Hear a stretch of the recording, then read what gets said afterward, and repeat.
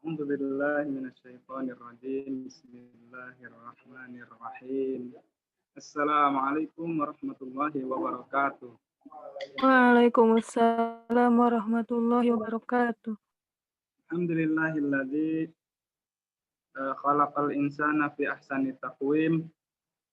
Allahumma shalli salatan kamilatan wa sallim salaman tamman ala sayyidina wa maulana bil qasimil mustafa Muhammad wa ala alihi wa sahbihi al-mayamin. Amma ba'du. Alhamdulillahirabbil alamin, dalam pertemuan kali ini kita diberikan kesempatan untuk bedah konsep tentang solusi dalam Islam masalah lingkungan hidup. Masalah lingkungan hidup.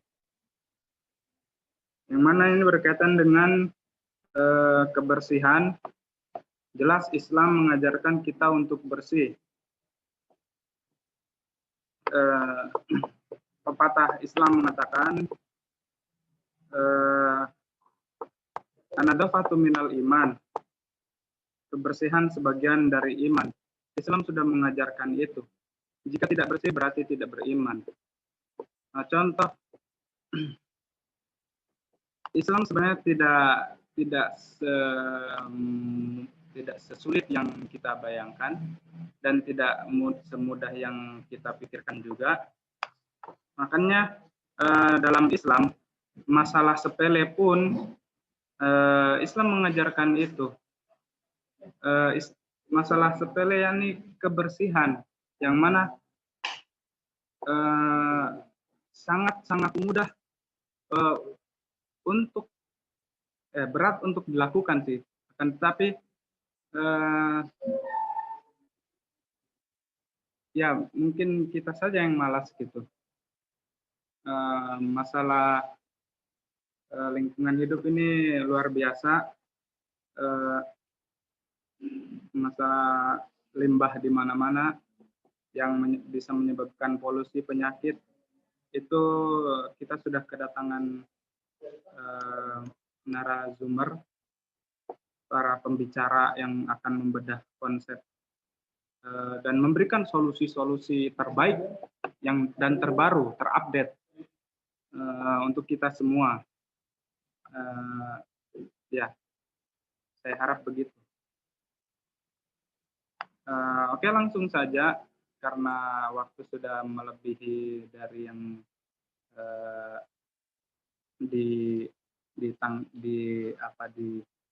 sudah ditentukan.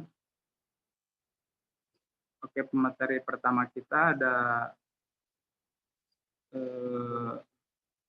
Mbak Neneng Kilwarani. Ya. Dan maaf, yang pemateri pertama kita adalah yang pertama yakni Mbak Musdalifah Syam. Dan yang kedua adalah Mbak Neneng Kilwarani. Ini live langsung dari Ambon, Maluku, dan pemateri pertama kita yakni Mbak Musdalifah Syam, yang mana live langsung dari Sulawesi Barat ya, dari Mandar. Oke, langsung saja kita ke pemateri pertama yang ada di Sulawesi. Oh ya, karena tidak ada CV dan riwayat hidup, mungkin yang saya tahu Mbak Musdalifah Syam ini alumni pesantren Tinggi Khatamun Nabiyyin, sekaligus dia juga salah satu mahasiswi Universitas Al-Aqidah Al-Hasyimiyah Jakarta.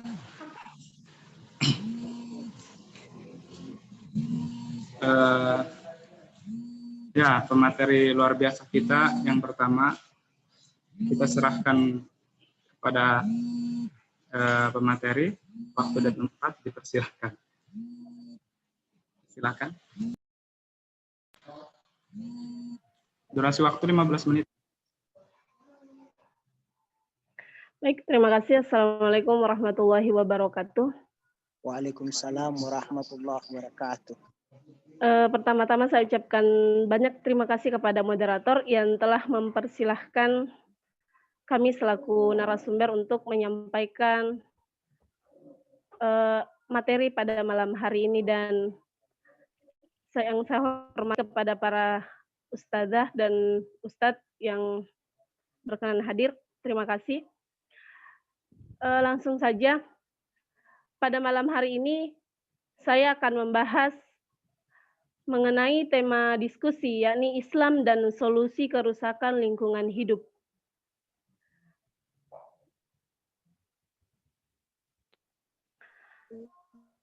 Sebagaimana yang telah dijelaskan oleh Ustadz kita, Ustadz Andi Alpi, mengenai tentang Islam dan bagaimana Islam memandang tentang lingkungan hidup, lalu bagaimana lingkungan hidup ini yang ada di sekitar kita, dan apa saja kerusakan yang terjadi di sekitar kita, dan apa solusi yang tepat untuk menghadapi kerusakan yang terjadi di sekitar kita. Langsung saja, yang pertama, Islam. Kita harus mendefinisikan apa itu Islam. Islam di sini pertama berasal dari bahasa Arab, yakni kata salimah, yang artinya selamat. Kemudian asal kata itu dibentuk lagi dengan wazan yang sama, yakni aslamah, yang artinya tunduk, patuh, taat, dan memelihara diri.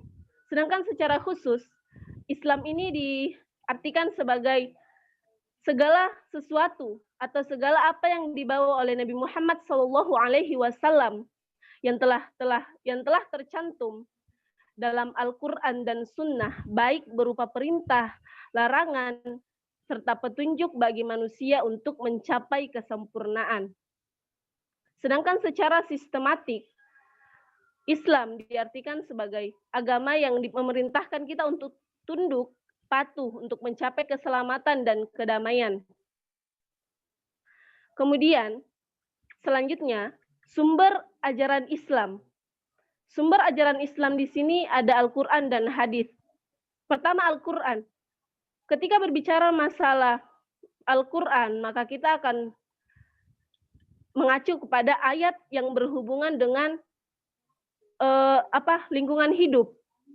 Ada sangat banyak ayat yang menceritakan tentang lingkungan hidup.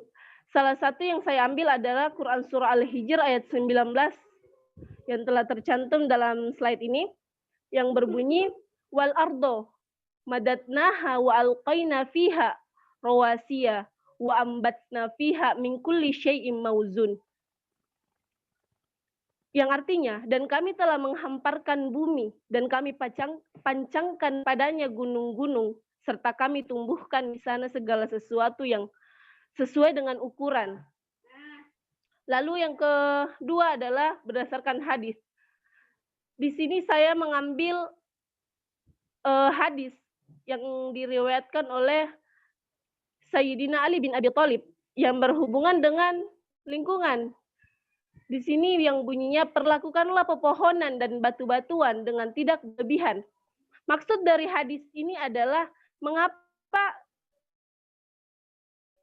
Nabi Muhammad SAW mengatakan perlakukan pepohonan dan batu-batuan dengan petunjuk atau memberikan tidak boleh di luar dari batasnya. Yang mana kita harus menggunakan sesuatu sesuai dengan kebutuhan kita agar tidak merusak pepohonan dan batu-batuan tersebut. Lalu yang selanjutnya adalah mengenai lingkungan hidup. Sebelum kita masuk kepada apa solusi yang dapat kita ambil untuk menanggulangi kerusakan lingkungan hidup, yakni perlu kita ketahui apa itu lingkungan hidup. Lingkungan hidup, yang pertama, lingkungan sendiri berasal dari kata lingkung yang berarti sekeliling atau sekitar. Lalu yang kedua, lingkungan adalah kawasan, wilayah atau segala sesuatu yang berada di dalamnya atau yang berada di sekitar lingkungan hidup tersebut. Lalu yang ketiga, lingkungan. Di sini maaf, ada terjadi kesalahan antara abiotik dan biotik. Di sini lingkungan terbagi dengan dua, yakni abiotik dan biotik. Abiotik itu lingkungan mati, bukan lingkungan hidup. Lalu biotik itu lingkungan hidup. Di sini terbalik. Lalu yang ketiga, yang keempat, secara umum. Ini secara umum lingkungan ini diartikan segala benda atau kondisi dan pengaruh yang terdapat dalam ruang yang ditempati oleh makhluk hidup dan yang mempengaruhi hal-hal yang hidup termasuk kehidupan manusia. Selanjutnya, makna lingkungan bagi makhluk hidup itu sendiri. Kehadiran lingkungan bagi makhluk pada hakikatnya merupakan syarat mutlak bagi keberlangsungan hidup secara menyeluruh. Mengapa dikatakan bahwasanya kehadiran lingkungan adalah syarat mutlak bagi keberlangsungan hidup secara menyeluruh? Karena kenapa? Ketika tidak ada lingkungan hidup, bagaimana manusia bisa menjalankan kehidupannya? Ketika hanya diberikan diciptakan oleh Allah Subhanahu wa taala tapi tidak ada tempat yang ditempati, maka itu tidak akan dapat jamin kelangsungan hidup manusia atau makhluk hidup yang ada di alam semesta ini. Maka dari itu, jika kondisi lingkungan baik, jika kondisi lingkungan di sekitar kita baik, maka itu akan menunjang keberlangsungan hidup yang tinggal di dalamnya. Begitupun sebaliknya, ketika lingkungan hidup itu buruk, maka akan berdampak buruk bagi kehidupan makhluk yang hidup di dalamnya. Ada beberapa faktor yang menyebabkan timbulnya masalah lingkungan. Yang pertama, peristiwa ini adalah peristiwa yang alami. Karena mengapa biasa banjir, tapi biasanya banjir juga dikarenakan oleh ulah manusia, karena mungkin buang sampah sembarangan, jadi membuang sampah di sungai atau di aliran air sehingga menyumbat air itu untuk mengalir sehingga terjadi banjir. Kemudian tsunami, gempa bumi itu termasuk bisa menyebabkan masalah lingkungan. Kemudian yang kedua, kepadatan penduduk. Mengapa kepadatan penduduk disebabkan menjadi penyebab timbulnya masalah lingkungan? Karena dengan banyaknya penduduk, maka akan lebih susah untuk merawat lingkungan. Justru ada yang mengatakan justru akan lebih mudah merawat lingkungan ketika banyak penduduk di dalamnya. Tapi sebenarnya ketika lebih banyak orang, maka akan lebih susah merawat itu karena lebih banyak yang merusak. Seperti itu. Kemudian yang ketiga, pemanfaatan SDA atau sumber daya alam yang berlebihan. Seperti tadi, kembali lagi pada ayat yang hadis yang diriwayatkan oleh Sayyidina Ali bin Abi Thalib bahwasanya kita tidak boleh secara berlebihan mengambil sesuatu. Jadi sesuai dengan kebutuhan manusia, sesuai dengan kebutuhan kita. Yang kedua, yang keempat adalah industri. Seperti yang telah dijelaskan oleh Ustadz kita tadi, bahwasanya industri ini kenapa masuk penyebab timbulnya masalah lingkungan, karena industri ini biasanya pabrik-pabrik tidak mematuhi aturan bahwasanya ketika ingin membuang limbah dari industri tersebut atau pabrik yang mengelola sebuah produksi harusnya tidak membuang pada sembarang tempat. Terus yang kelima adalah transportasi. Di sini banyak transportasi karena polusi, banyaknya polusi menjadi penyebab timbulnya masalah lingkungan. Seperti itu. Kemudian bagaimana pandangan Islam mengenai pelestarian lingkungan? Di sini pelestarian lingkungan dalam Islam, yakni Islam sangat memperhatikan keseimbangan dan kelestarian lingkungan. Islam juga memberikan panduan jelas bahwa sumber daya alam merupakan dukungan yang harus dipelihara dengan sebaik-baiknya. Maka dari itu bisa dikatakan bahwasanya menjaga atau memelihara lingkungan wajib. Karena kenapa? Kalau kita tidak menjaga lingkungan hidup, bagaimana kita bisa hidup dengan bisa hidup dengan sesuai dengan memenuhi kesehatan, bisa menjalankan perintah Allah dengan baik ketika lingkungan sekitar kita tidak mendukung. Seperti itu. Bukan hanya itu, manusia dan lingkungan juga sama-sama ciptaan Allah yang tergabung dalam satu ekosistem. Jadi manusia adalah ciptaan Allah Subhanahu wa taala dan lingkungan hidup adalah ciptaan Allah, dan masing-masing dari lingkungan hidup atau manusia ini masing-masing mungkin memiliki kekurangan, dan maka dari itu mereka saling melengkapi. Jadi lingkungan hidup tidak akan berguna ketika tidak ada makhluk yang hidup di dalamnya. Dan begitu pun dengan manusia, ketika tidak ada lingkungan, bagaimana manusia bisa hidup? Maka dari itu, hal ini menjadi asas ketergantungan manusia dan lingkungan. Sebagaimana firman Allah Subhanahu wa taala dalam Quran surah Al-An'am yang artinya, dan tidak ada seekor binatang pun yang ada di bumi dan burung-burung yang terbang dengan kedua sayapnya, melainkan semuanya merupakan umat-umat seperti kamu, yakni seperti manusia. Tidak ada sesuatu pun yang kami luputkan di dalam kitab, kemudian kepada Tuhan mereka dikumpulkan. Jadi manusia dan lingkungan adalah sama-sama ciptaan Allah dan saling memiliki ketergantungan. Di sini ada beberapa cara menanggulangi kerusakan lingkungan hidup. Sebenarnya sangat banyak cara untuk menanggulangi kerusakan lingkungan hidup. Namun pada dasarnya cara ini bisa dilakukan ketika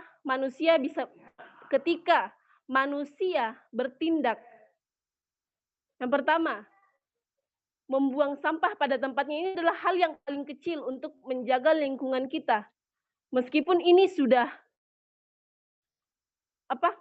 masyhur di kalangan kita bahwasanya membuang sampah pada tempatnya ini sudah ada juga sanksi-sanksi yang diberikan untuk orang yang membuang sampah yang tidak pada tempatnya.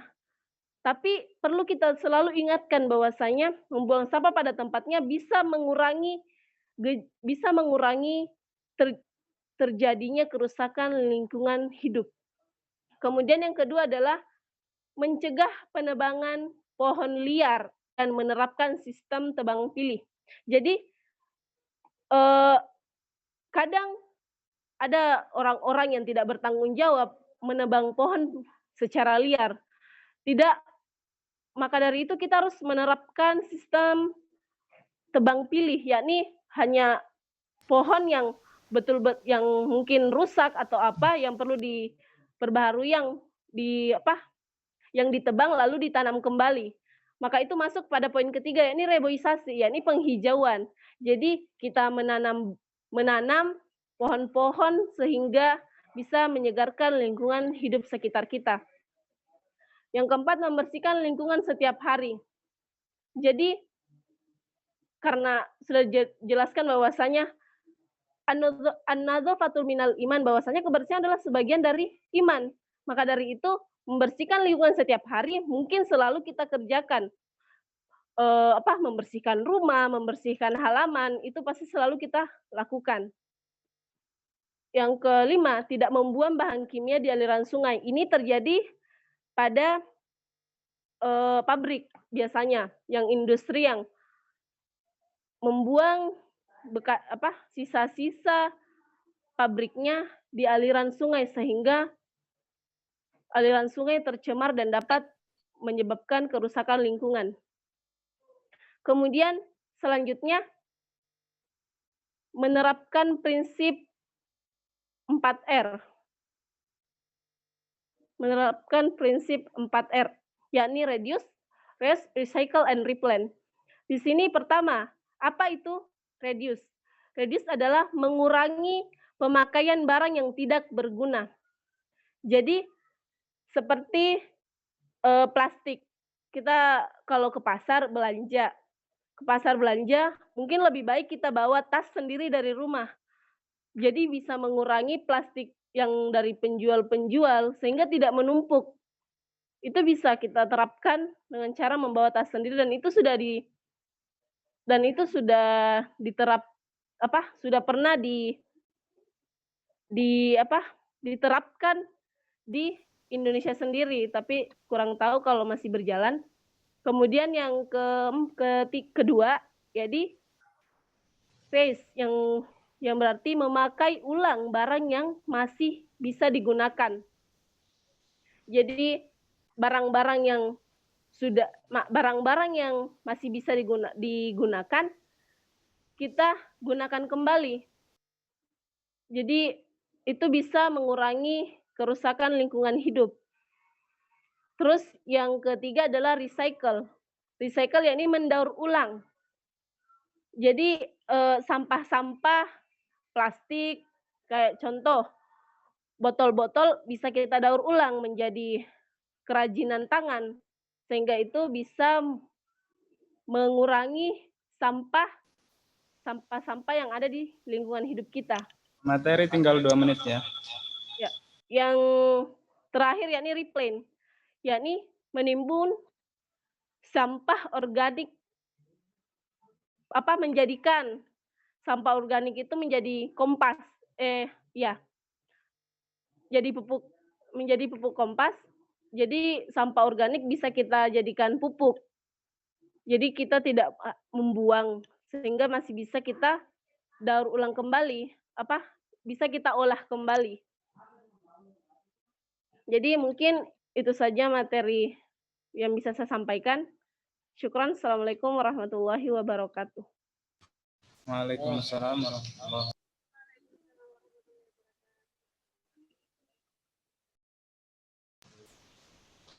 Oke, thank you untuk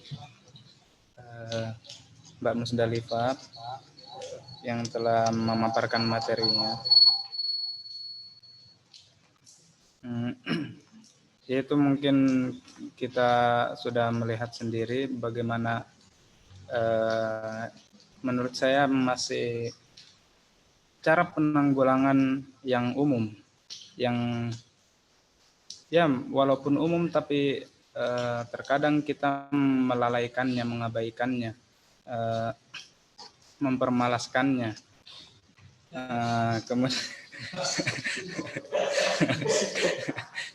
Kemudian untuk pemateri kedua kita tidak akan berbasa-basi.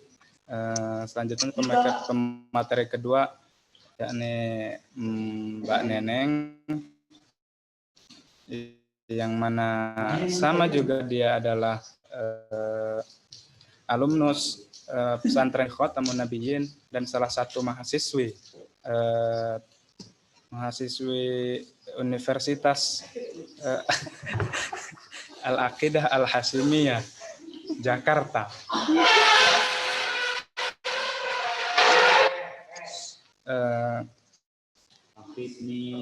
Ya mungkin untuk Mbak Neneng Kiluarani yang live langsung di Ambon, Maluku, waktu dan tempat dipersilahkan.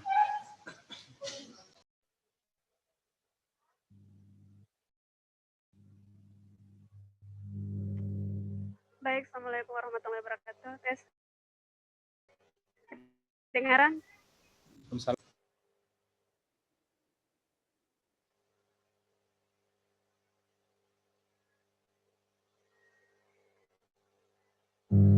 Ya, mungkin saya pemateri kedua ya dari pemateri pertama. Mungkin saya melanjutkan dari saudara Musdalifah Syam yang live langsung dari Sulawesi Barat. Mungkin saya tidak panjang lebar lagi. Tes.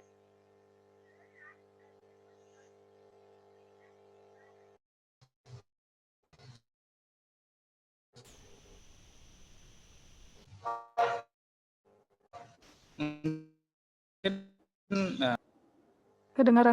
Dengar.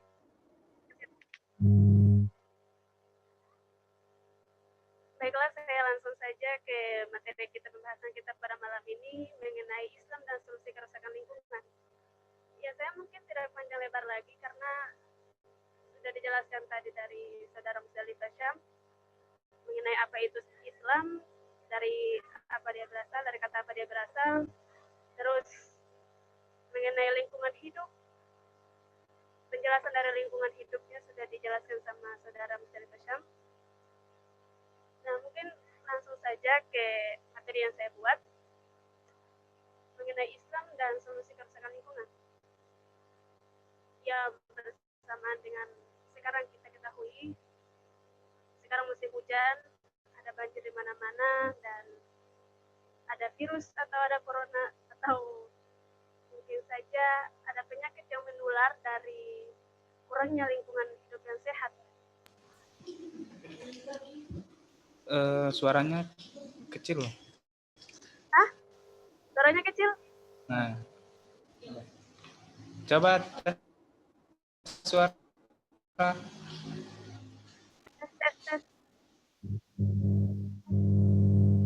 Masih kecil. Tes. Masih kecil ya? Ya.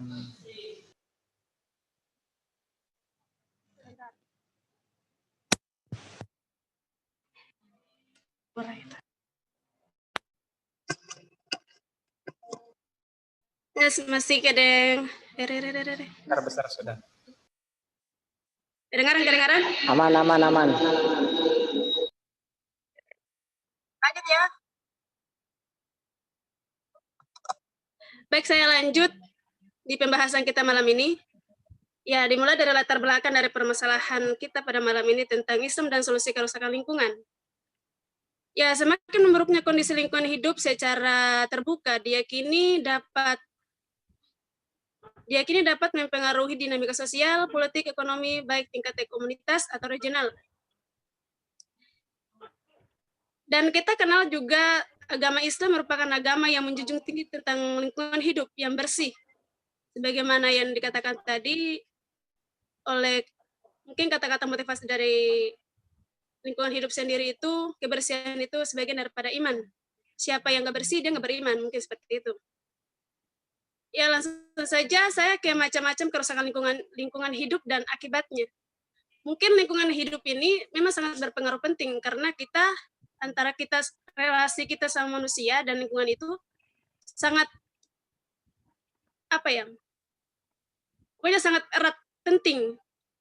Di mana kita hidup di lingkungan yang sehat, kita pun sehat. Di lingkungan hidup yang kurang sehat, kita pun kurang sehat. Nah, lingkungan hidup itu ada tanah, air, udara. Ya, seperti apa yang kita ketahui, tanah, air, udara. Nah, kerusakan lingkungan hidup. Ya, tanah, air, udara itu merupakan lingkungan hidup yang secara umum. Yang mana kerusakan lingkungan hidup sekarang itu ada yang merusak tanah, ada yang merusak air, ada yang merusak udara, bahkan merusak hutan. Hutan itu pun lingkungan hidup, salah satu lingkungan hidup. Dan salah satu lingkungan hidup yang mungkin berpengaruh penting bagi kita itu tentang sampah. Ya, kita berbicara di sini, sampah itu sangat berpengaruh penting dalam kehidupan kita ya. Karena akibat dari sampah bisa saja udara, air, tanah itu terpengaruh.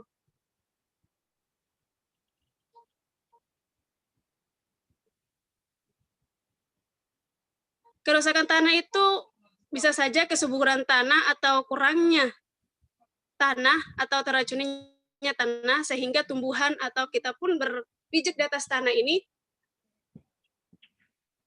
bisa mendapatkan akibat dari lingkungan hidup yang sehat dari tanah, seperti itu.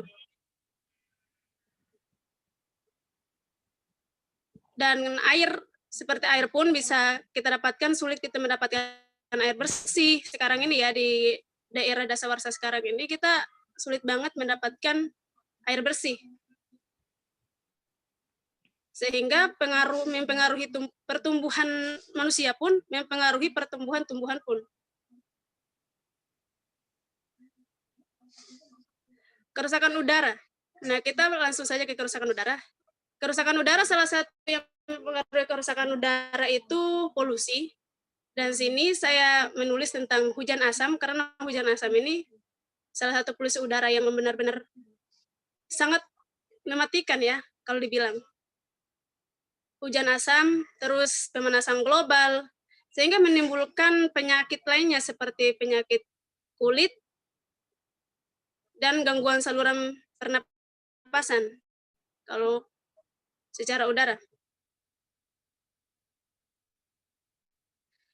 Nah, kembali ke hutan. Hutan ini sangat berpengaruh penting karena dari tumbuhanlah kita dapat bernafas. Tumbuhan mengeluarkan karbon dioksida, kita menghirup oksigen dari tumbuhan karena tumbuhan mengeluarkan oksigen dan kita menghirup oksigen dari tumbuhan-tumbuhan seperti pohon-pohon yang besar. Nah, salah satu fungsinya tumbuhan bagi kita itu. Nah, penting sekali bagi kita untuk menjaga kelestarian hutan ya. Menjaga kelestarian hutan, mungkin kita di perkotaan, kalau udah di perkotaan, banyak sekali orang-orang yang membangun konsep tentang lingkungan hijau. Mereka membangun tentang lingkungan hijau, seperti mereka membuat taman, menanam kembali pohon-pohon rindam di tengah jalan, atau membuat kebun, seperti itulah. Karena udah jarang sekali mereka mendapatkan lingkungan hidup yang lihat ke sini dinding, semuanya dinding, seperti itu. Akhirnya mereka ingin membangun konsep atau mempraktekannya, konsep yang mereka bangun untuk mempraktekannya ke dalam kehidupan sehari-hari mereka. Mereka menanam tumbuh-tumbuhan di pekarangan rumah mereka, atau di tempat-tempat mereka hidup lah, seperti itu. Nah, kita pun, alam kita ini sangat subur ya, kalau dibilang alam kita ini sangat subur.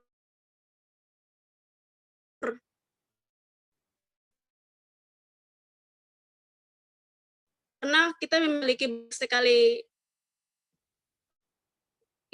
banyak sekali tumbuhan-tumbuhan, kita memiliki banyak sekali, dan salah satunya adalah hutan yang besar, seperti di Kalimantan, ataupun di desa-desa pencil yang mungkin sampai sekarang yang ingin merebut hutan-hutan kita di sana.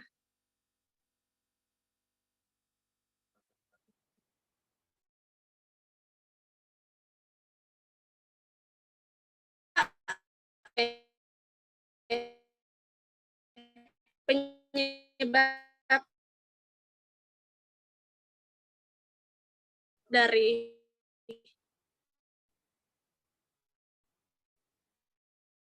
kita lanjut ke penyebab dari kerusakan lingkungan hidup. Saya belum masuk ke Islam karena saya ingin menjelaskan dulu tentang penyebab dari lingkungan hidup. Lingkungan hidup itu penyebab, dan mungkin kita di era sekarang ini kita mempunyai banyak sekali kebutuhan. Salah satunya kita butuh alat teknologi atau iptek yang benar-benar maju, seperti yang dijelaskan oleh Ustadz Andi Alpi tadi, yang di Jepang mereka udah nggak ini lagi tentang sampah atau pokoknya tentang sampah, karena mereka udah punya alat teknologi yang canggih untuk mendaur ulang sampah yang mereka miliki. Tapi kita di Indonesia sekarang ini, kita masih tergolong dalam negara berkembang, karena ya kita masih berkembang, iptek yang kita miliki masih kurang lah untuk mengembangkan sumber daya alam yang kita miliki. Jadi, misalkan ada permasalahan tentang sampah, permasalahan tentang lingkungan hidup, itu masih menjadi permasalahan kita di Indonesia. Karena mungkin salah satunya adalah iptek yang kita miliki masih kurang berkembang, masih kurang maju gitu. Nah, terus bagaimana dengan agama Islam? Karena agama Islam ini sangat menjunjung tinggi tentang lingkungan hidup yang sehat. Lingkungan hidup yang sehat yang mana agama Islam ini benar-benar menjunjung tinggi tentang lingkungan hidup yang sehat. Hadis-hadisnya pun tentang lingkungan hidup yang sehat ini banyak. Terus di dalam Al-Quran pun tentang menjaga lingkungan atau menjaga alam yang sudah diciptakan ini, itu pun ada juga di dalam Al-Quran. Kita sebagai umat Islam sudah tahu hal itu. Karena Allah menciptakan kita, menciptakan juga dengan seisinya, menciptakan alam dengan seisinya, dan kita yang ada di dalam alam ini mempunyai emban penting. Kita diamalkan untuk menjaga alam. Nah, kita sebagai manusia mempunyai tugas penting untuk menjaga alam ini. Jadi pertama, yang saya bahas tentang solusi Islam tentang kerusakan lingkungan hidup ini, mungkin dari pemateri pertama tentang dia membuat contoh-contoh atau membuat solusi yang tadi kita mengurangi sampah dengan membawa plastik sendiri, atau bawa plastik sendiri. Misalkan kita belanja, kita bawa kantung plastik sendiri, atau kita yang buang sampah pada tempatnya. Dan itu udah peraturan yang sudah dari dulu ya, udah zaman dahulu kala lah. Itu peraturan kayak gitu sudah ada. Cuman kesadaran untuk yang seperti itu masih kurang. Karena seperti itu. Jadi saya tidak mengambil Islam yang, karena Indonesia ini mayoritasnya umat Islam, jadi saya mengambil sedikit dari negara kita tercinta ini. Saya mengambil contoh sedikit dari negara kita tercinta ini. Nah, dalam perspektif Islam, manusia dan lingkungan memiliki hubungan relasi. Yang tadi saya sudah katakan, manusia dan lingkungan itu mempunyai hubungan relasi. Jadi, manusia menjaga lingkungan, dan lingkungan akan bermanfaat bagi manusia. Seperti itu. Nah, solusi pertama, para ulama yang ada di Indonesia ini, karena para ulama yang ada di Indonesia ini, ulama Islam yang ada di Indonesia ini, mereka mengeluarkan fatwa tentang lingkungan hidup. Barang siapa yang merusak lingkungan hidup, nah fatwa yang mereka keluarkan itu, barang siapa yang merusak lingkungan hidup, baginya itu haram. Jadi saya bacakan fatwanya.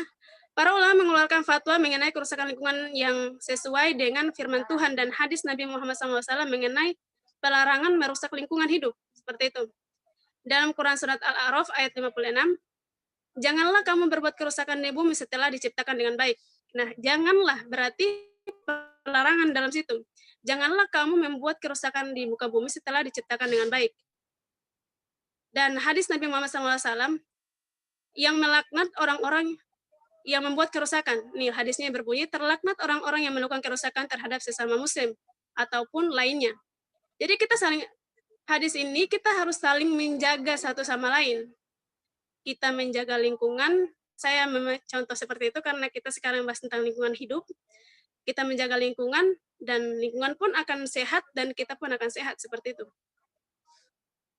Nah, ulama Indonesia bersepakat bahwa hukum mencemarkan lingkungan baik udara, air, maupun tanah yang apabila menimbulkan kerusakan, maka hukumnya haram. Nah, itu ulama di Indonesia yang mengeluarkan fatwa seperti itu. Karena tindakan ini merupakan tindakan kriminal. Nah, adapun solusi lain dari Islam untuk lingkungan yaitu, selain mengeluarkan fatwa, Islam juga turut berperan dalam menjaga, mengelola, serta mencegah adanya kerusakan lingkungan hidup. Seperti organisasi Islam yang baru-baru ini saja, atau sekarang mereka berkembang lagi, atau mereka aktif lagi di dunia mereka, yang mana organisasi yang dimiliki oleh Islam tentang lingkungan itu, Organization Foundation for Ecology and Environmental Science, yang mengkampanyekan program sekolah trans atau lingkungan. Sekolah trans itu artinya pohon, yang mengkampanyekan sekolah tentang itu. Yang baru-baru saja. Nah, untuk menjaga ekosistem lingkungan. Jadi, Islam itu juga mempunyai banyak cara. Bukan saja mengingatkan lewat ceramah tentang menjaga lingkungan hidup, bukan saja seperti dalam kalau kita sekolah, kita diberi pelajaran, jagalah kesehatan, jagalah kebersihan, seperti itu kan, jagalah lingkungan, lingkungannya sehat, kita yang sehat, kayak gitu. Bukan saja itu, tapi ada organisasi-organisasi lain yang langsung turut mempraktekkan lingkungan hidup yang sehat, seperti mereka mengajak teman-teman yang lain untuk melakukan hidup yang sehat seperti organisasi ini. Nah, begitupun NU, Nahdlatul Ulama dan Muhammadiyah. Seperti itulah.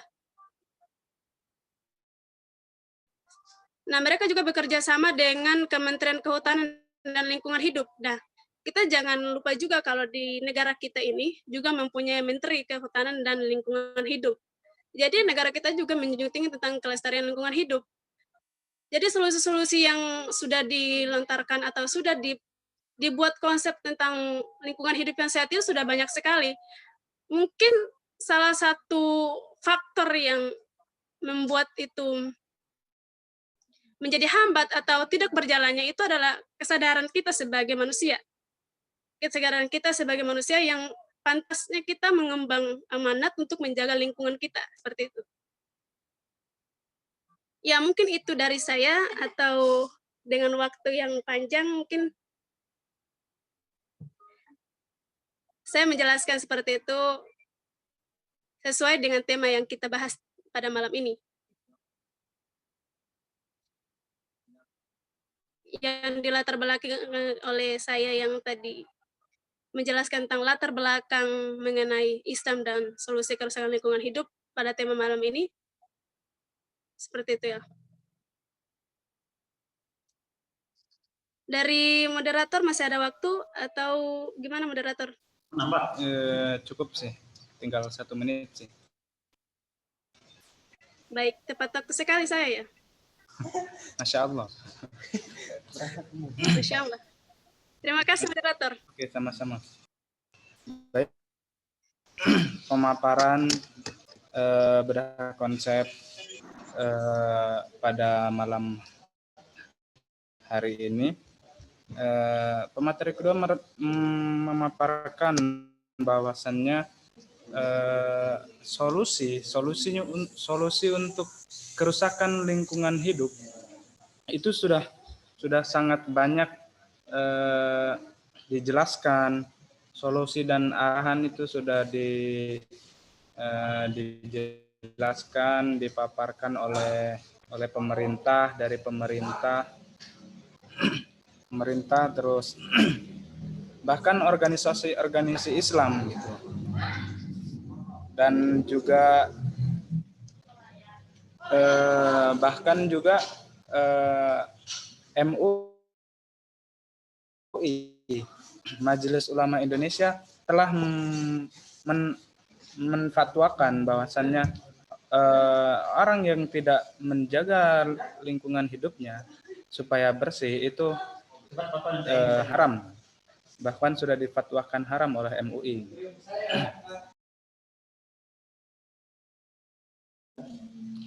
Ya, mungkin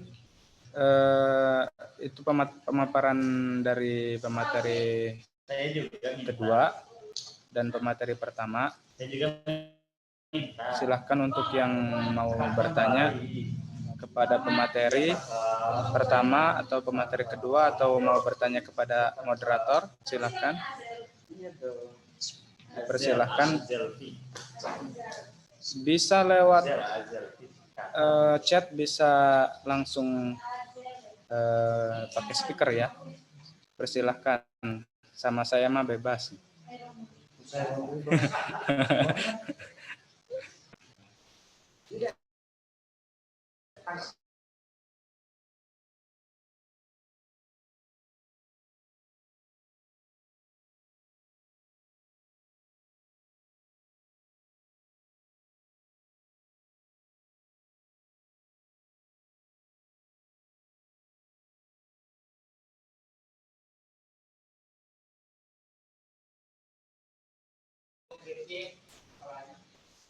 Ya, kalau tidak ada yang tanya, apakah mungkin ada yang mau kritik masalah penyampaian, intonasi, mimik muka, atau makalahnya? Memang itu kalau benda itu pasar, tapi ada kan bahasa Indonesia memang suara. Oke, tidak. Mimik itu wajar. Ada pertanyaan? Kalau mimik kan wajar. Kalau jorok sekali. Oke, untuk selanjutnya dilanjutkan sesi tanya jawab ya.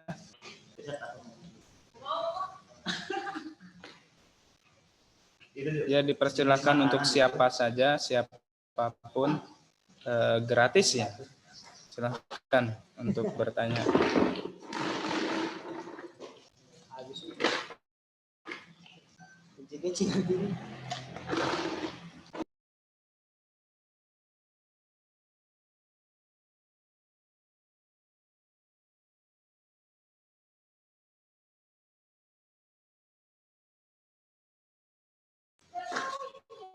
Oke, penanya pertama dari saudara Riyad.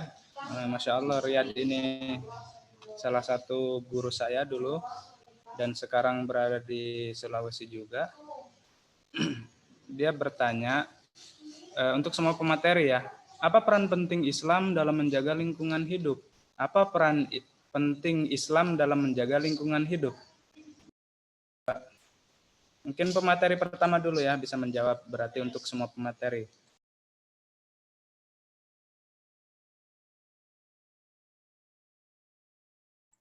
Afwan mikrofonnya.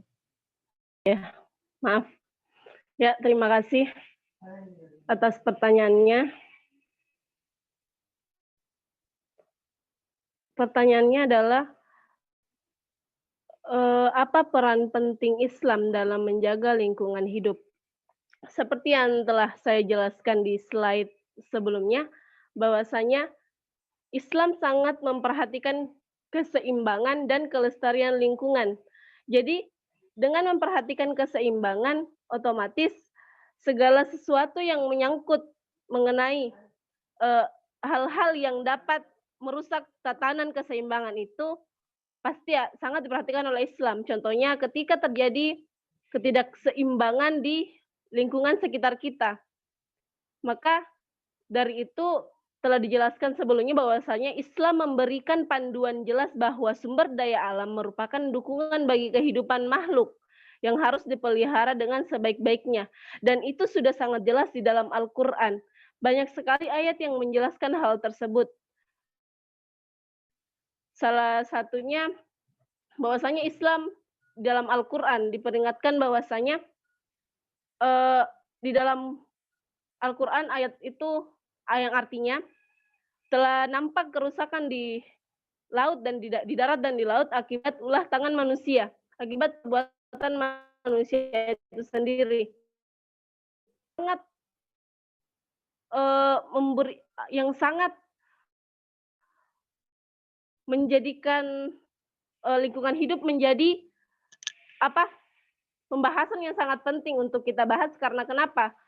Banyak manusia yang lalai karena mungkin hanya mungkin lingkungan hidup dianggap hal-hal sepele, padahal lingkungan hidup ini sangat berperan penting untuk keberlanjutan kehidupan kita.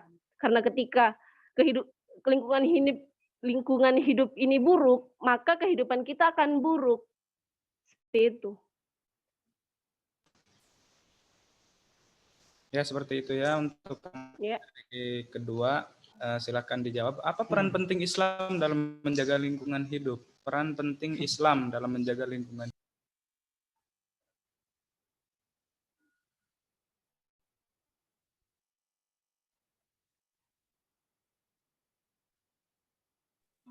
Materi kedua jawab atau gimana? Ya, silakan Mbak Neneng Kiluarani untuk menjawab. Apa peran penting Islam dalam menjaga? Ya, Islam itu sangat berperan penting dalam menjaga lingkungan hidup ya. Karena Islam itu sangat menjunjung tinggi tentang lingkungan hidup yang sehat.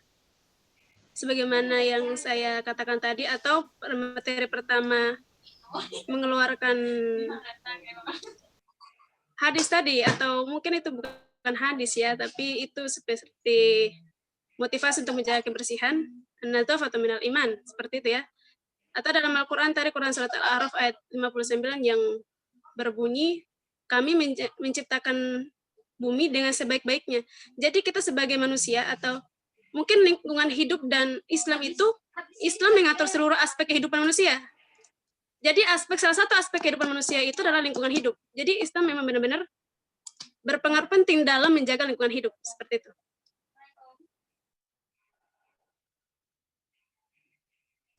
Tidak ada poin ini.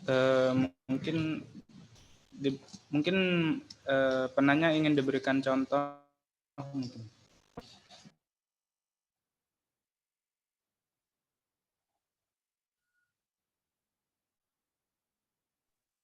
Contoh dari tunggu. Peran penting dalam menjaga.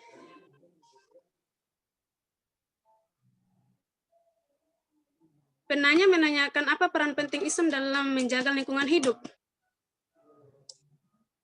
Apakah harus diberikan contoh lagi?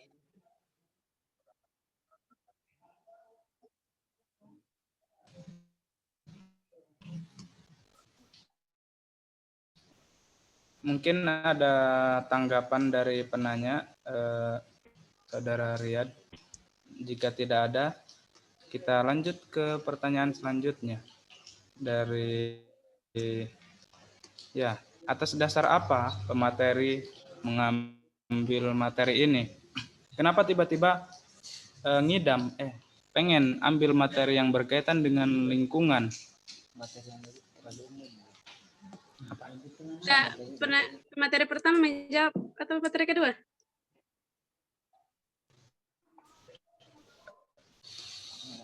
Silakan.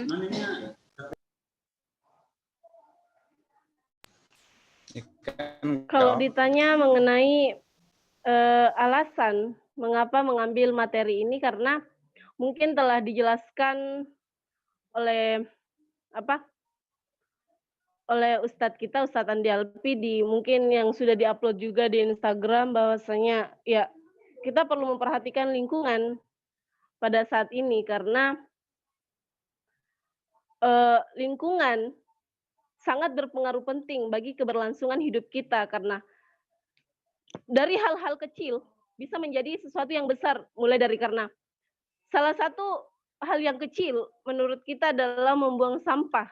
Membuang sampah menurut kita adalah hal yang kecil karena tidak pada tempatnya, mungkin hanya karena satu, tapi kalau sudah berlebih-lebihan akan menjadi banyak dan itu akan berpengaruh buruk bagi lingkungan kita, dan siapa yang merugi? Manusia itu sendiri. Makanya perlu kita perhatikan masalah lingkungan ini. Jadi kita bahas di sini untuk mengingatkan kita kembali, meskipun sebagian dari kita mungkin sudah tahu mengenai tata cara menjaga lingkungan dengan baik, seperti itu.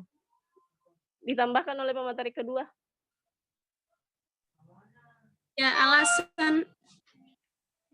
Ya, mungkin alasan dari pemateri kedua kenapa mengambil tema diskusi kita pada malam ini tentang lingkungan hidup, Islam dan lingkungan hidup. Karena menurut pemateri kedua ini, sekarang ini di daerah dasawarsa sekarang ini, daerah dewasa sekarang ini, penyakit menular itu di mana-mana, dan mungkin salah satunya disebabkan oleh lingkungan hidup. Lingkungan hidup yang kurang sehat, artinya karena lingkungan hidup yang kurang sehat, penyakit menular di mana-mana, dan sekarang lingkungan kita ini mungkin bukan di sebagian teman-teman kita atau apa yang sudah kita rasakan, lingkungan hidup yang kita miliki sekarang ini ada yang kurang sehat, ada yang seperti itulah yang kita rasakan sendiri di lingkungan kita sendiri. Bagaimana dengan lingkungan hidup kita?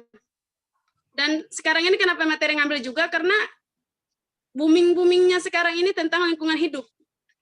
Jadi pemateri mengambil tentang itu juga. Tentang kita sebagai umat Islam, kita sebagai anak santri. Nah, gimana pandangan kita tentang lingkungan hidup yang sehat, seperti itu dari pemateri.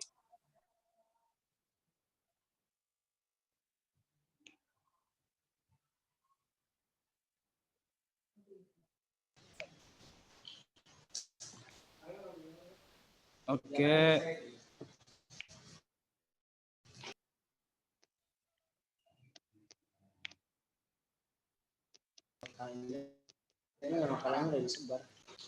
Oke, untuk selanjutnya yang meminta materi menjelaskan ulang poin-poinnya, silahkan ambil poinnya, dibaca lagi makalahnya untuk bisa mengambil poin-poin pentingnya. Kemudian untuk pertanyaan selanjutnya, Hamam Muhaimin, solusi apa yang ditawarkan oleh setiap pemateri? Nah, ini solusi pendapat pribadi dari pemateri. Solusi apa yang ditawarkan untuk mendaur ulang sampah? Apa yang bisa dilakukan kita? Apa yang bisa kita lakukan untuk memanfaatkan sampah organik atau non-organik seperti kasus di pesantren? Karena selama ini belum ada jalan untuk mendaur ulang sampah. Nah, sebenarnya sampah jangan dibuang biar gak jadi sampah lagi, itu luar biasa filosofinya ya untuk dari Ustaz Muhaimin. Ya, itu intinya. Itu pendapat pribadi bagaimana solusi. Dan silakan pemateri pertama.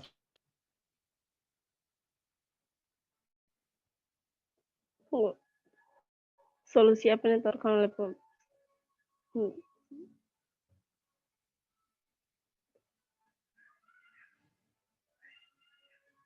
ya, solusi yang ditawarkan oleh setiap pemateri untuk mendaur ulang sampah. Jadi baik sampah organik atau non-organik ya. Jadi kalau masalah bagaimana mendaur ulang, sebenarnya itu sudah pernah dilakukan di pondok. Itu apa ya? Waktu itu tempat ini aqua gelas gitu, aqua gelas dijadiin tempat pensil waktu itu bisa, meskipun ya itu sudah secara umum, tapi kita mengembangkan kan tidak ada salahnya, lebih mengembangkan lagi. Karena kalau sampah-sampah seperti itu, kalau bilang sampah jangan dibuang biar nggak jadi sampah lagi, ya didaur ulang maksudnya, karena supaya tidak jadi sampah mending didaur ulang untuk menjadi sebuah karya yang bisa kita manfaatkan. Jadi kalau menurut saya, pendapat saya tetap dijadiin karya, seperti buat buat tempat tisu, pulpen, dan itu sudah saya pernah buat tempat pensil seperti itu. Dan itu kembali lagi kepada kesadaran seperti yang telah dikatakan oleh pemateri pertama, bahwasanya semua bisa dilakukan dan semua tidak akan terjadi ketika ada kesadaran, dan ketika tidak ada kesadaran dari kita sendiri, maka teori hanya akan jadi teori tanpa aplikasi, seperti itu.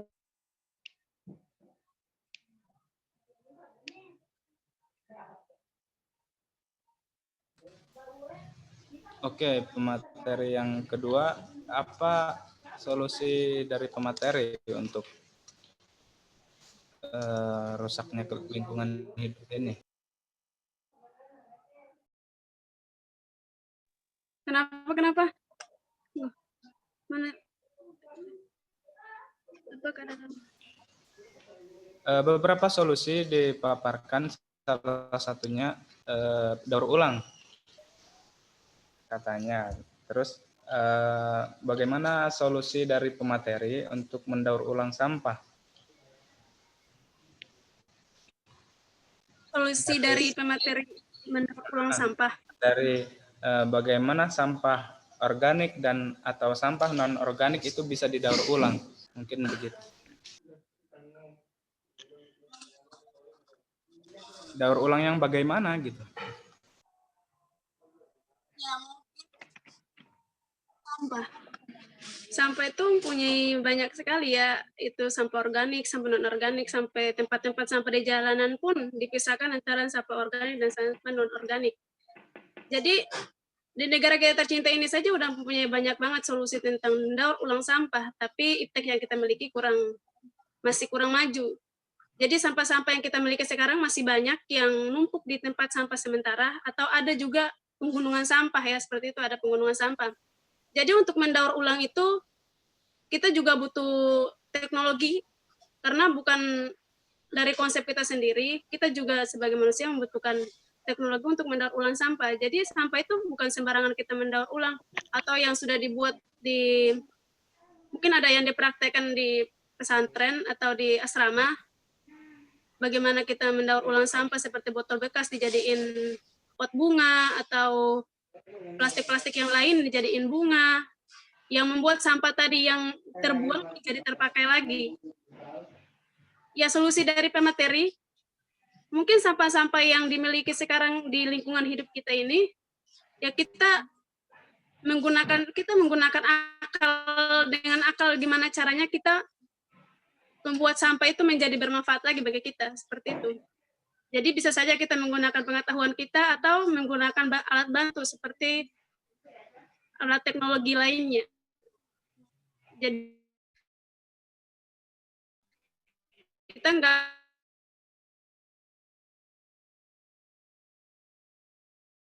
pengetahuan tentang gimana caranya kita mengelola sampah. Jadi bisa saja kita membuat suatu memiliki sekarang di dalam benak kita keluarkan, dan mungkin teman-teman kita mempunyai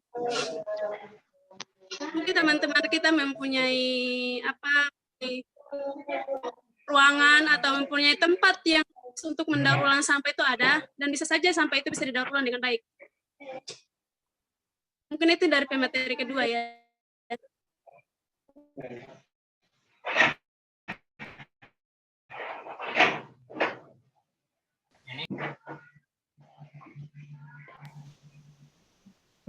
Baik, itu adalah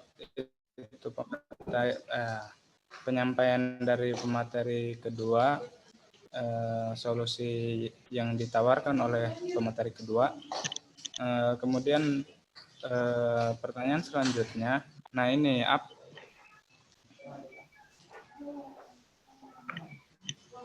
apakah ada dalam Quran tafsir yang spesifik dalam masalah ekologi, masalah penanggulangan kerusakan lingkungan hidup tadi, seperti contohnya reboisasi, terus atau yang 4R tadi.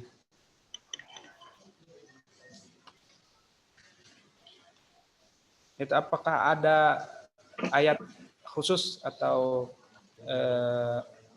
hadis khusus gitu untuk masalah ekologi gitu?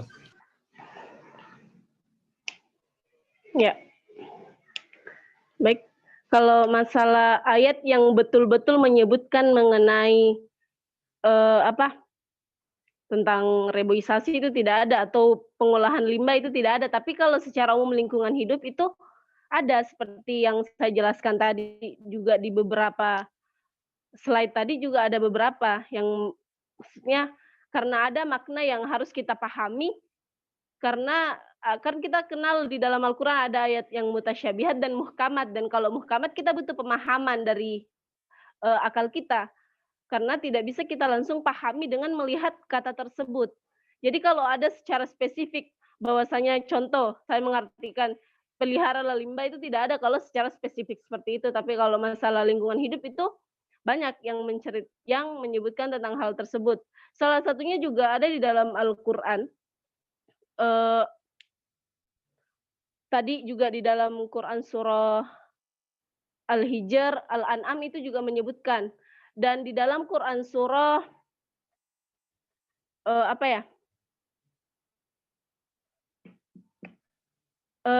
di dalam Al-Quran juga disebutkan bahwasanya hubungan manusia dengan lingkungan itu sangat erat, karena proses ketika manusia diciptakan itu ada pergulatan dulu antara Tuhan lah dengan malaikat. Kenapa Allah menciptakan manusia di muka bumi, sedangkan manusia hanya akan membuat kerusakan.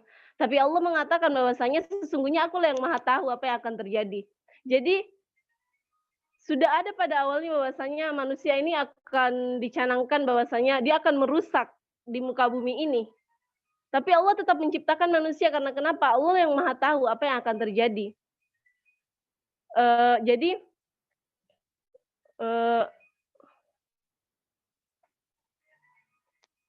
Jadi masalah itu sudah sangat jelas di dalam Al-Qur'an tentang hubungan manusia dengan lingkungan. Seperti itu. Oke, itu penyampaian pemateri kedua, yang mana masalah ekologi ini tidak ada spesifiknya, akan tetapi melalui petunjuk-petunjuk dalam Al-Quran. Bukan ekologi. Kalau ekologi mas sudah jelas, karena kan ekologi adalah hubungan antara manusia dengan lingkungan. Itu ada di dalam Al-Quran. Tapi kalau yang ditanyakan tadi di atas mengenai apakah ada dalam Al-Quran hadis yang menunjukkan isyarat tentang bagaimana kita mengolah limbah, itu tidak ada. Kalau dalam bagaimana cara mengolah limbah harus dibeginikan, itu tidak ada kalau dalam Al-Quran. Kan pertanyaan tadi di atas seperti itu. Oke. Kemudian pertanyaan selanjutnya dari Kim, ini live langsung dari Korea. Salam, Afwan mau bertanya. Aduh, nggak tahu Kim ini siapa. Kan kerusakan lingkungan tidak hanya terjadi pada zaman sekarang, namun dari zaman-zaman sebelumnya itu sudah ada terjadi kerusakan lingkungan. Yang menjadi pertanyaan, jika kerusakan lingkungan itu sudah terjadi sebelumnya, lalu bagaimana solusi atau konsep Islam itu teraplikasikan? Artinya, sebelum Islam datang, itu kerusakan lingkungan sudah ada. Bagaimana solusi atau konsep Islam itu teraplikasikan, sedangkan sampai sekarang kerusakan itu terus terjadi. Sebenarnya letak kesalahan ini terjadi seperti apa dan bagaimana? Mungkin itu pemateri kedua, silakan dijawab.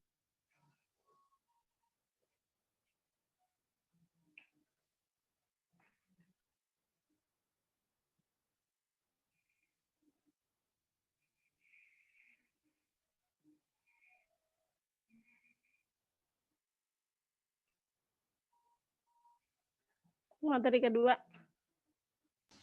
Iya, Neneng, keluarannya ada.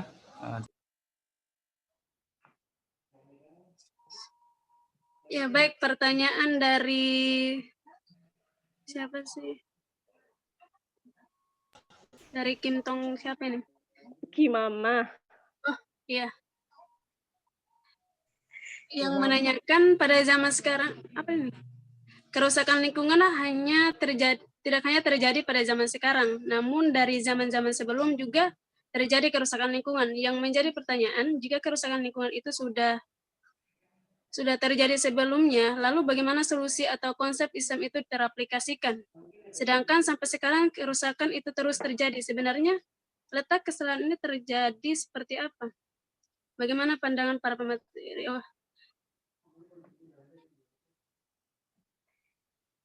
Jadi solusi atau konsep Islam untuk, jadi pertanyaannya tentang kerusakan lingkungan hidup ini tentang solusi Islam ya.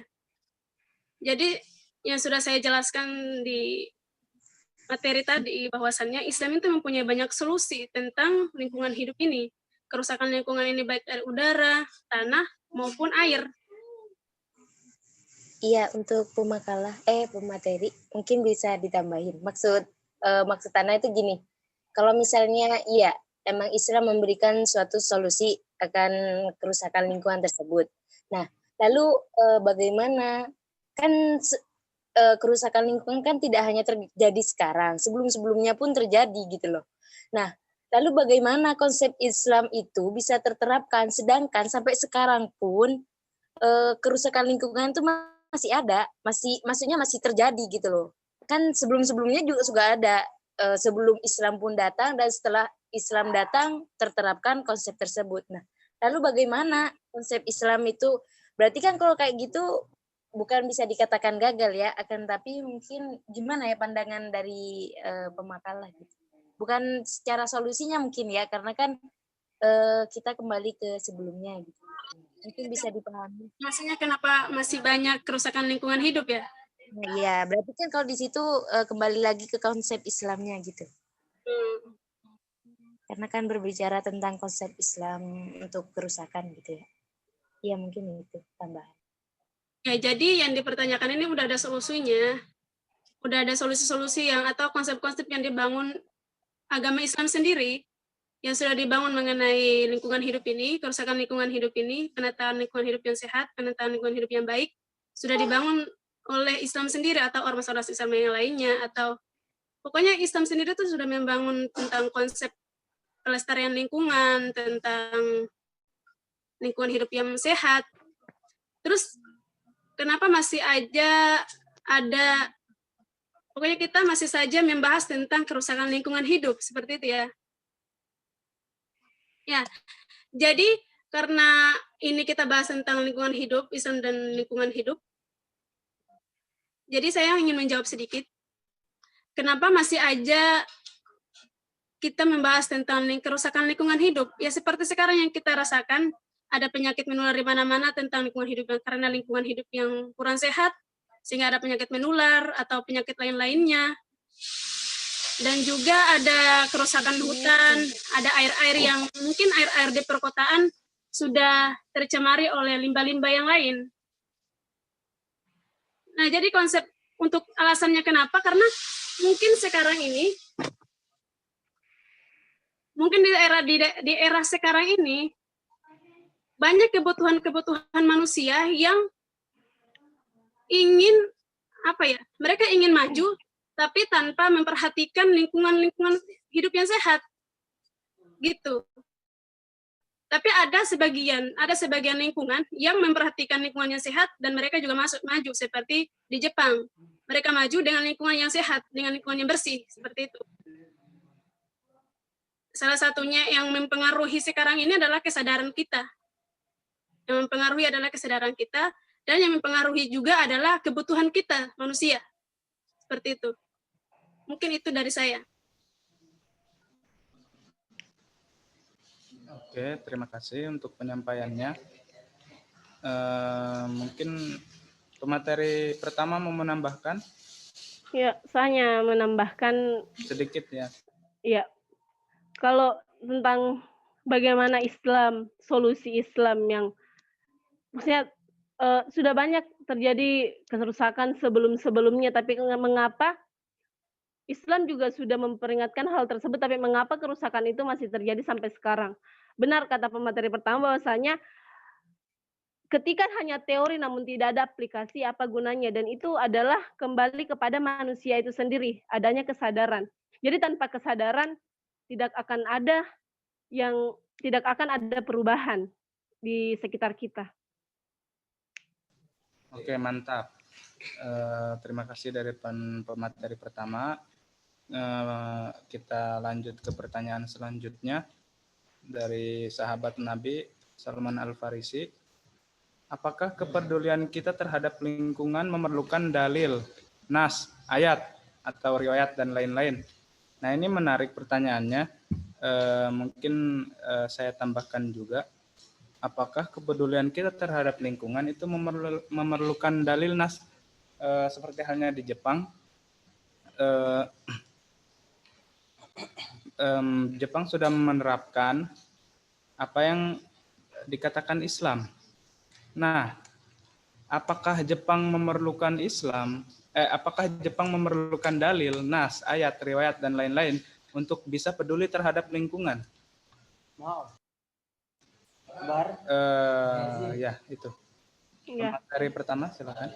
Sebenarnya jawabannya ada di pertanyaan Saudara Azhar sendiri.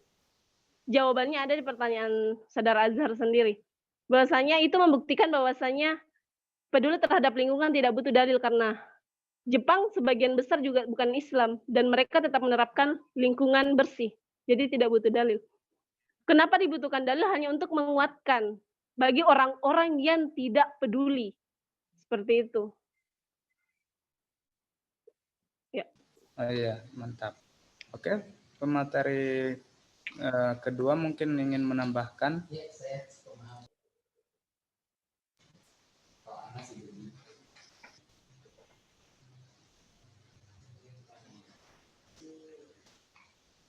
Apakah peduli itu butuh dalil? Ya, karena kepedulian itu terletak di jiwa kita sendiri. Jadi mungkin yang disampaikan oleh pemateri pertama itu, jawaban dari pemateri pertama sudah mewakili ya. Jadi tidak perlu lagi. Jadi untuk kepedulian itu bukan dari dalil nas aja, tapi dalil nas itu untuk mengingatkan kembali bahwa kepedulian itu benar-benar ada, apalagi untuk lingkungan kita, seperti itu.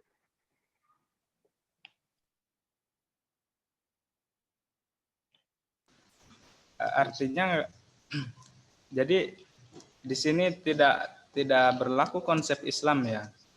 Berlaku konsep Islam itu berlaku untuk orang-orang yang masih saja tidak peduli akan lingkungan hidup yang sehat.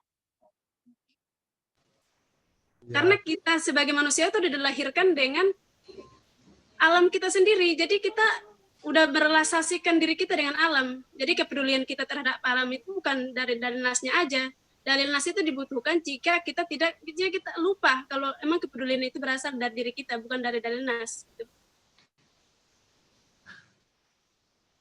Oke, berarti untuk solusi dan kepedulian kita terhadap lingkungan itu tidak memerlukan nas, dalil, ayat, dan riwayat. Mungkin itu dari kedua pemateri. Selanjutnya dari Mursyid Al-Haq. Dalam makalah pemateri Musdalifah, di bagian pendahuluan menyatakan bahwa kesadaran masyarakat terhadap pelestarian lingkungan hidup memprihatinkan.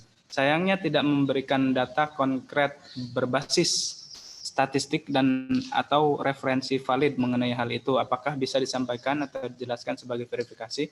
Ini kritik untuk pemateri pertama dalam masalah makalahnya, ya. Ya, kalau masalah data yang secara kenapa? Maaf, ini pertanyaan berarti untuk pemateri pertama. Terima kasih. Dari saudara Mursyid mengatakan bahwasanya tidak ada data yang dicantumkan secara statistik. Secara statistik itu berarti kita harus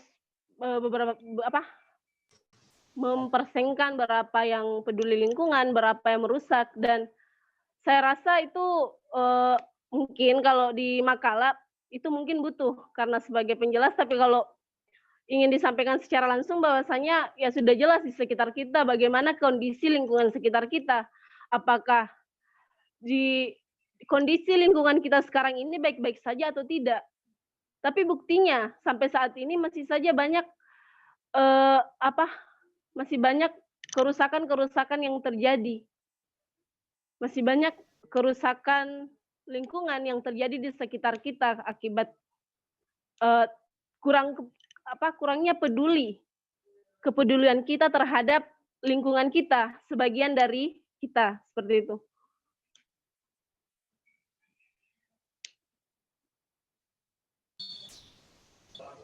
Ya.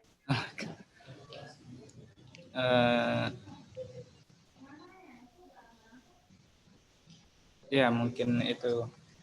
Mungkin ada tanggapan dari penanya, silakan. Ya. Jadi saya sebenarnya ingin bertanya ketika kita menyatakan dalam makalah juga tidak ada referensi atau data statistik yang valid ya, sehingga kita sepertinya mengawang-awang dalam melihat kesadaran masyarakat kita itu memprihatinkan. Ketika kita berbicara dalam tataran ilmiah, kita harus punya data Sehingga kita itu juga dalam mewujudkan kesadaran bagi saya. Ketika kita hanya ngomong masyarakat muslim malas, masyarakat muslim tidak menjaga lingkungan tanpa melihat data, kesadaran itu sendiri menurut saya sepertinya hanya ilusi yang tidak akan bisa kita capai. Dan itu menjadi penting menurut saya yang pertama ya. Dan atau bisa memberikan satu referensi sehingga kita bisa membaca lebih banyak. Kemudian di pertanyaan selanjutnya, ini sebenarnya kelanjutan tadi saya ke enter jadi terjawab apa? Pertanyaan selanjutnya ini masih sambungan yang di atas. Apakah ada gagasan dan upaya para ulama dari kalangan muslim untuk menumbuhkan kesadaran kolektif dalam menjaga dan melestarikan lingkungan hidup? Karena ini tidak cukup dengan kesadaran individu, perlu kesadaran kolektif dalam upaya untuk menumbuhkan kesadaran dalam melestarikan lingkungan. Nah, jika ada gagasan atau upaya dari ulama, apa kira-kira faktor penghambat untuk terwujudnya hal itu? Sehingga saya berkesimpulan mayoritas masyarakat muslim itu terbelakang di dalam menjaga lingkungan. Saya punya referensi ya, saya menyatakan masyarakat muslim terbelakang itu lihat tulisan Sumanto Al-Qurtubi, itu satu referensi saya. Nah, itu mungkin pertanyaan selanjutnya. Langsung berakhir nggak boleh.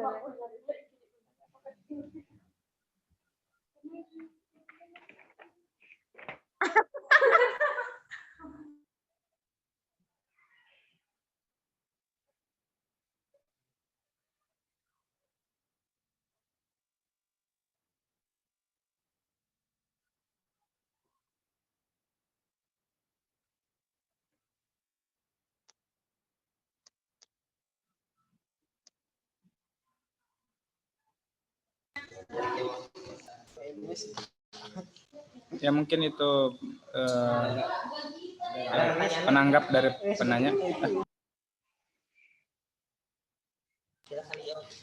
Silakan dijawab untuk pemateri pertama, bagaimana? Bisa ke pemateri kedua dulu. Iya, dari pemateri kedua, silahkan dijawab untuk penanya.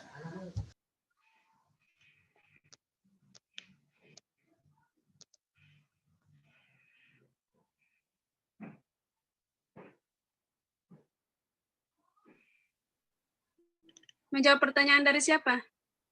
Saudara Mursyid.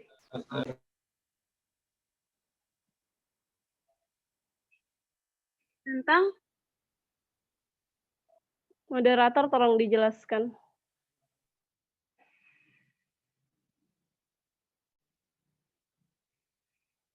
Gini. Ayo jelaskan ulang, please. Nah, ini untuk pertanyaan untuk kedua pemateri, apakah ada gagasan dan upaya para ulama dari kalangan muslim untuk menumbuhkan kesadaran kolektif dalam menjaga dan melestarikan lingkungan hidup? Jika ada, apa kiranya faktor penghambat dalam mewujudkannya sehingga mayoritas masyarakat muslim terbelakang? Nah, lihat tulisan Sumanto Al-Qurtubi gitu, mengenai hal itu.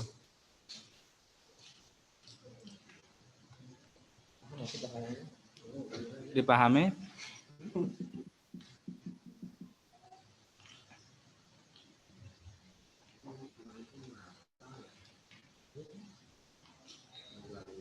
Halo? Bagaimana? Halo jadi. Bagaimana, ada suara? Ya, dengar. Dipahami ya? Apakah ada gagasan dan upaya para ulama dari kalangan muslim untuk menumbuhkan kesadaran kolektif?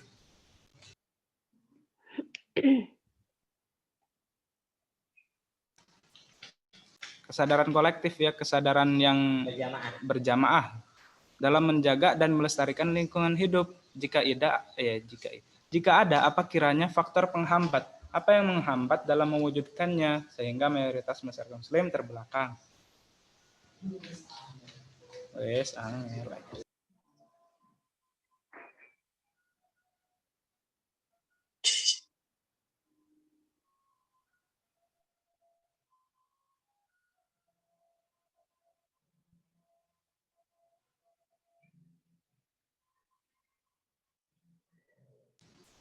Afwan, nggak ada suara.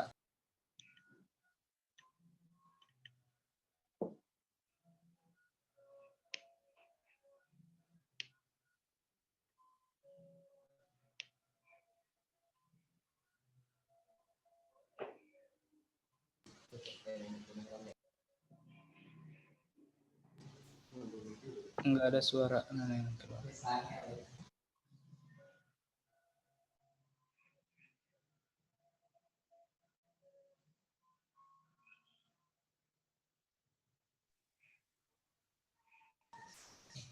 Oke. Sebentar, saya cas HP dulu ya.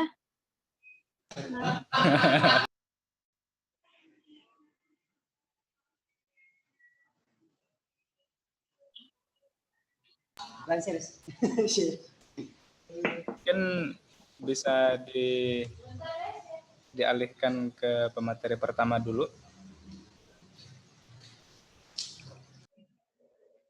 Ya, sebelumnya terima kasih atas kritik dan saran mengenai pendahuluan tadi. Kenapa tidak dicantumkan referensi atau karena itu tercampur dengan pendapat sendiri, seperti itu.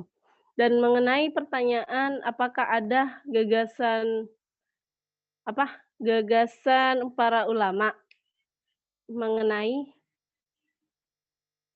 kesadaran kolektif, ya. Bagaimana bunyi?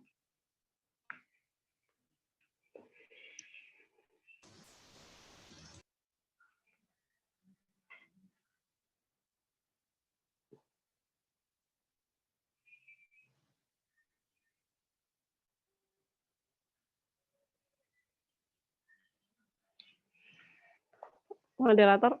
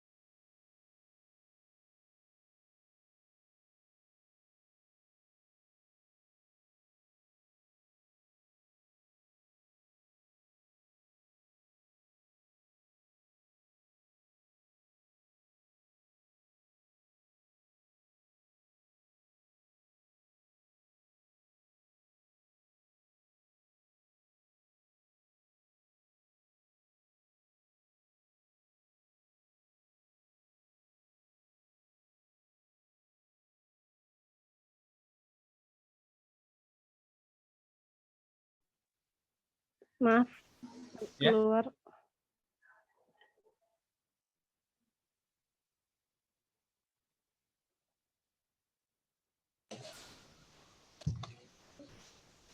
Bagaimana?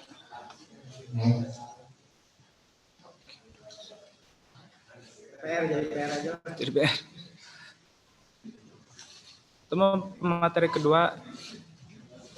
kedua tadi memaparkan gagasan atau upaya ulama dan organisasi Islam seperti Muhammadiyah dan Nahdlatul Ulama NU sudah menghimbau dan mungkin ada programnya untuk penanggulangan gitu.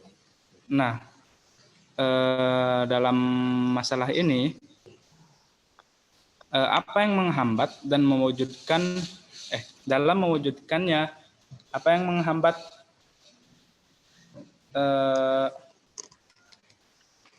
tidak terwujudnya gitu.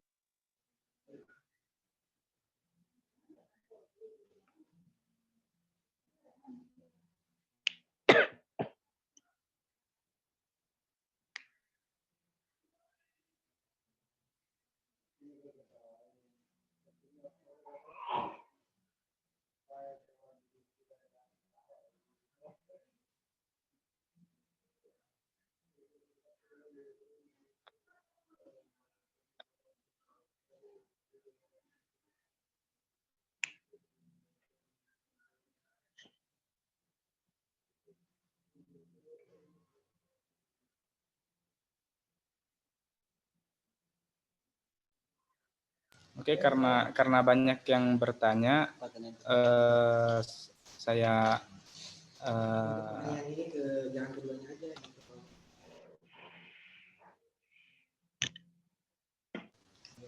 Ya, kita pilah-pilah saja pertanyaannya yang sekiranya baru. Al-Quds.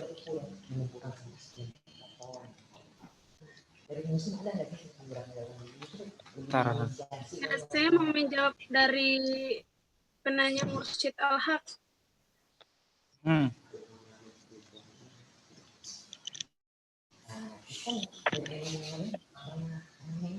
Apakah ada gitu peran ulama ada gitu ulama yang apa sih tadi tentang ini ya, kelompok-kelompok, ada sekelompok itu, atau ulama mengajak kelompok untuk menjaga kelestarian alam, ya seperti itu ya? Ya, gagasan dan upaya para ulama untuk menumbuhkan kesadaran kolektif gitu, kesadaran bersama, kesadaran berjamaah. Kan tadi mungkin dijawab oleh Mbak Neneng, dari ulama dan beberapa organisasi Islam, NU dan Muhammadiyah itu sudah mencanangkan program dan menghimbau dalam masalah lingkungan hidup. Nah, terus apa yang menjadi penghambat dalam mewujudkannya? Apa yang menjadi penghalang untuk terwujudnya kelestarian lingkungan hidup ini? Kenapa malah rusak? Jadi seperti ini, yang tadi sudah saya jelaskan di awal materi saya tentang ulama Indonesia itu sudah mengajak umat Islam di Indonesia ini, seperti ada ormas-ormas atau organisasi-organisasi Islam yang mendukung langsung tentang lingkungan hidup. Tapi memang ada beberapa kendala, seperti ada ormas-ormas ini kan mempunyai keperluan-keperluan tertentu. Nah, ini saya juga baca di dalam.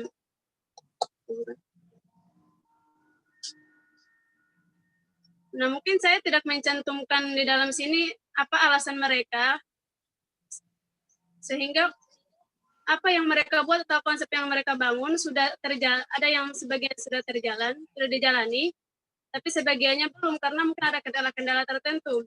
Nah, di sini saya tadi ada men-searching sedikit ya, karena tadi dari penanya ingin dapat langsung dari mana dia mendapatkan mendapatkan jawaban itu.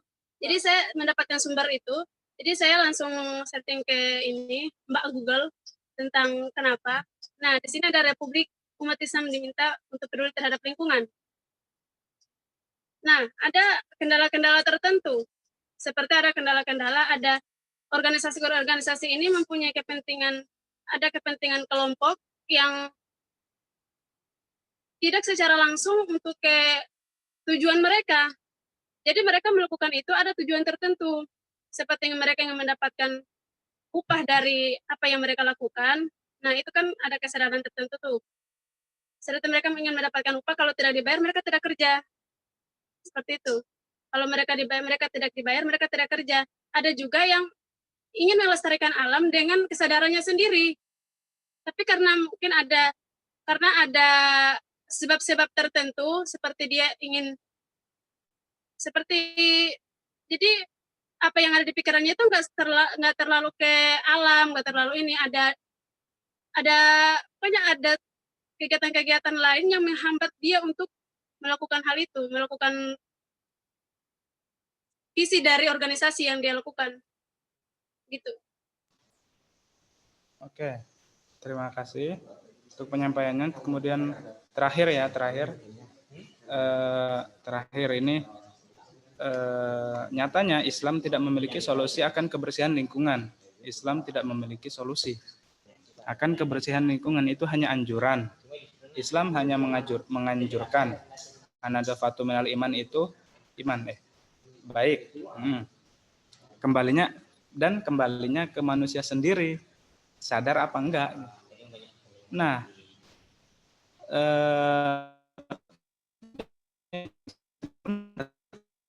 solusi akan tetapi solusi itu dari rasio, dari akal manusia, dari kreatifnya manusia, inovasinya manusia, bukan dari Islam. Artinya Islam tidak memiliki solusi. Apakah begitu atau bagaimana?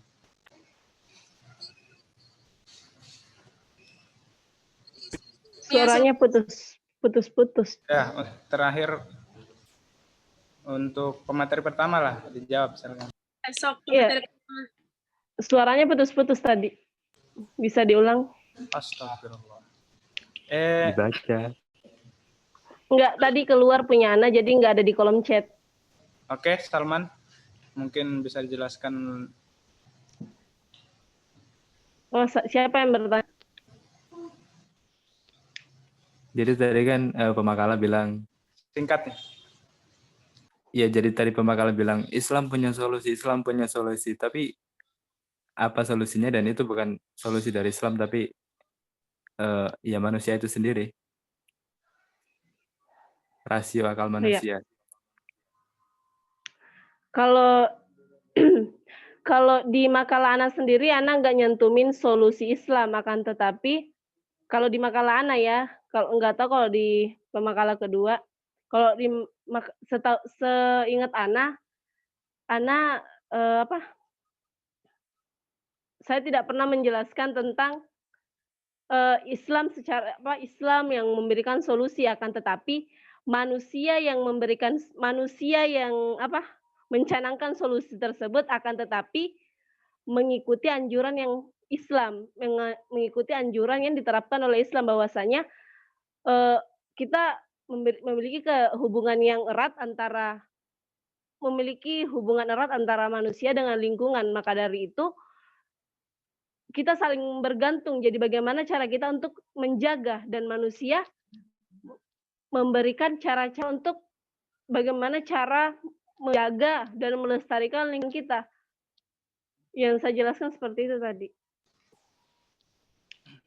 Oke. Terima kasih untuk penyampaiannya pemateri pertama. Ya, karena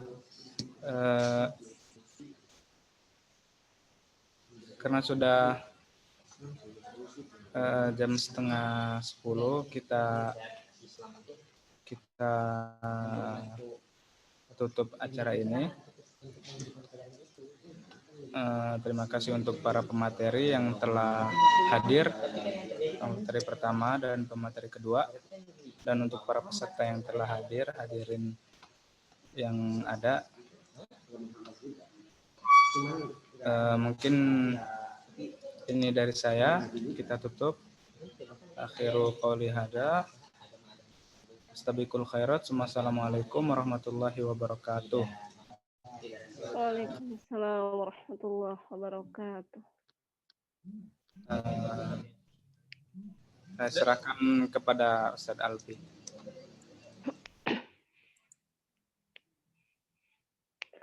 Ya, baiklah. Terima kasih banyak moderator.